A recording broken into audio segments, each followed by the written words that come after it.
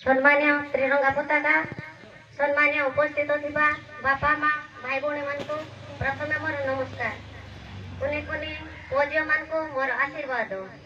आमे आज कहीं एठारे उपस्थित होइछे से विषय तो समस्ते किछि ना किछि उणा अधिक जानिछंती। मु आ अधिक कोन कहिबी। एही अवसर रे मते कहिबा पई सुयोग देइथिबारु मु निजको गर्वित मने करूची। आज हूँ अगस्ट 15 79तम स्वाधीनता दिवस। यही दिवस को पालन करने संगे संगे सारा राज्य देश पुरपल्ली रे पालन करुचंती। आम भारत 1947 मसीहा अगस्ट मास 15 तारिख दिन स्वाधीन होइथिला। आम भारत रे इंग्रज माने प्राय 200 वर्ष धरी शासन करी आसुथिले। आमको बहुत अत्याचार करी आम देशर बहु धन संपत्ति लटी नहीं गले।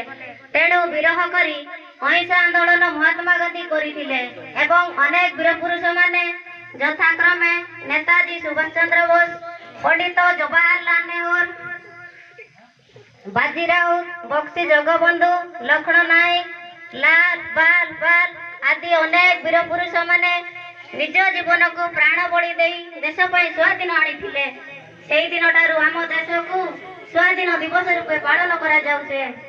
तेणु यही दिनटी को आम समस्ते सम्मान देवा उचित। शेष मातृभूमि मातृभाषा एवं भारत माता को प्रणाम जनाई मोर वक्तव्य शेष करुछि। भूल थिले क्षमा मार्जना करिवे।